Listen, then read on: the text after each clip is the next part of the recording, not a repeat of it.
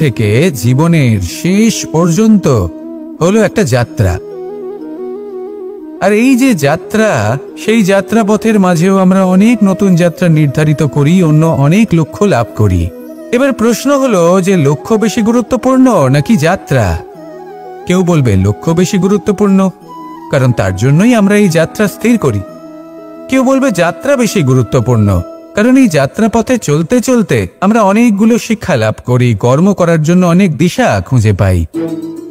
এবার লক্ষ্য এবং যাত্রা এই দুই গুরুত্বপূর্ণ, কিন্তু আরো একটা তথ্য আছে অত্যন্ত গুরুত্বপূর্ণ, যেটা বুঝে নেওয়া খুব প্রয়োজনীয়। আর সেটা হলো আপনার জীবন সাথী। সেই সাথী যে জীবনের সব পদক্ষেপে আপনার সাথে চলবে, আপনার সাথে থাকবে। সেই ব্যক্তির মধ্যে যদি করুণা থাকে, ভালোবাসা থাকে, তাহলে সে আপনাকে সাহায্য করবে, আপনার জন্য আপনার লক্ষ্য নির্ধারণ করবে, আপনাকে জীবনে একটা উচ্চ স্তরে নিয়ে যাবে। কিন্তু যদি সেই ব্যক্তি এর বিপরীত হন, তাহলে কোথাও না কোথাও তাকে পেতে পেতে, তার সাথে থাকতে থাকতে আপনি নিজের লক্ষ্য ত্যাগ করে দেবেন। তাই পথ এবং লক্ষ্য এই দুই নির্বাচন করুন, কিন্তু যখন আপনি জীবন সাথী নির্বাচন করবেন তখন কিছুটা সাবধানে, না হলে আপনার অভিজ্ঞতা সুখময় নয়, অত্যন্ত দুঃখজনক হতে পারে। আসুন আমার সাথে ভালোবেসে বলুন, রাধা রাধা। জীবনে কখনো আমরা বিজয়ী হই, কখনো আমরা পরাজিত হই, কখনো সুখ আসে, আবার কখনো দুঃখও আসে। আর যখন দুঃখ আসে তখন আমরা আমাদের এই দুঃখ কারোর সাথে ভাগ করতে চাই। আমরা কারোর সাথে নিজের দুঃখ ভাগ করে নিই, আর সেই ব্যক্তি আমাদের দুঃখ নিয়ে উপহাস করে। তখন আমরা আরো দুঃখী হয়ে যাই। আমরা এই সংসারকে দোষ দিতে থাকি, কিন্তু এতে সংসারের কোনো দোষ নেই। ভুল আপনার যে আপনি কোনো কুপাত্রকে নির্বাচন করেছেন দুঃখ ভাগ করার জন্য। মনে রাখবেন, যদি আপনার শরীরে ক্ষতস্থান তৈরি হয় এবং সেই ক্ষত নিয়ে আপনি প্রত্যেক জায়গায় ঘুরে বেড়ান, প্রত্যেক বাড়িতে আপনি ওষুধ হয়তো নাও পেতে পারেন, কিন্তু সেখানে নুন আপনি অবশ্যই পাবেন। সেই জন্য যখনই দুঃখ পাবেন, শুধু সেই ব্যক্তিদের কথা মনে করুন যারা আপনার দুঃখ, আপনার যন্ত্রণাকে বুঝতে পারবে,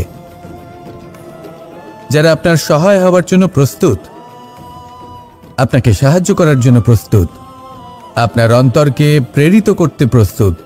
তাদের কাছে নয় যারা আপনার দুঃখ নিয়ে উপহাস করে। আসুন আর আমার সাথে ভালোবেসে বলুন, রাধা রাধা। প্রত্যেক মানুষ সাফল্যের শিখরে পৌঁছতে চান, প্রত্যেকেই তার জন্য চেষ্টা করেন, প্রত্যেকেই এটা চান যে নিজের নিজের ক্ষেত্রে আমি সর্বোচ্চ শিখরে পৌঁছব। এবার সবসময় আমাদের প্রতিভা পূর্ণরূপে আমাদের সহায়ক হতে পারে না। কখনো কখনো আমরা সেই কাজ একা করতে পারি না, কখনো কখনো আমাদের সাহায্যের প্রয়োজন পড়ে। আর ঠিক এমন সময় বেশিরভাগ মানুষ ভুল করে ফেলেন। আর ভুল হলো এটাই যে কিছু ব্যক্তি এতটাই তাড়াতাড়ি সাফল্যের শিখরে পৌঁছতে চান যে কারোর হাত ধরে পরবর্তী সিঁড়িতে ওঠার বদলে তিনি কারোর পা ধরে ওপরে যাওয়াটাই শ্রেয় বলে মনে করেন। এবার সাফল্য দুজনেই লাভ করেন, কিন্তু কাহিনীর এখানে সূত্রপাত ঘটে। যে ব্যক্তি কারোর হাত ধরে ওপরে পৌঁছন, সে অন্যের জন্য নিজের হাতটা বাড়িয়ে দেন, তাকে সাহায্য করেন, তাকে প্রেরণা প্রদান করেন। নতুন সম্পর্ক তৈরি হয়, বন্ধুত্বের বৃদ্ধি ঘটে এবং এই শ্রেষ্ঠ সম্পর্কগুলির সাথে উনি শ্রেষ্ঠ জীবন যাপন করেন। অন্যদিকে সেই ব্যক্তি যে কারোর পা ধরে সাফল্য অর্জন করেছিলেন, সেই ব্যক্তি শুধু একজন দাস হয়ে থেকে যান, শুধু তাকে দেওয়া সমস্ত আদেশ পালন করেন তিনি। তার নিজের কোনো ব্যক্তিত্ব গড়ে ওঠে না। সেই জন্য আপনি যখনই সাফল্যের পথে অগ্রসর হচ্ছেন, তখন পথ নির্বাচন সঠিকভাবে করুন, কারণ সাফল্যের ঊর্ধ্বেও একটি অন্য জীবন আছে। আসুন আমার সাথে ভালোবেসে বলুন, রাধা রাধা। সকলের মন আনন্দে ভরিয়ে তোলে কোকিলের মধুর স্বর, কিন্তু এই মধুর স্বর আমরা বর্ষাকালে শুনতে পাই না কেন? তার কারণ কিন্তু এটা নয় যে বর্ষাকালে কোকিল অসুস্থ থাকে, তা নয়।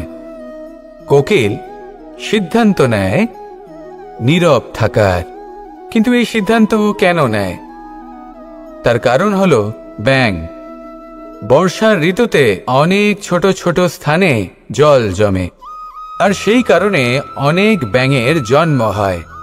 এবার ওই ব্যাঙগুলোর ধ্বনি এতটাই প্রবল হয় যে তাদের মাঝে এই কোকিল যতই মধুর সুরে ডাকুক না কেন তার স্বর আমাদের কানে পৌঁছবে না।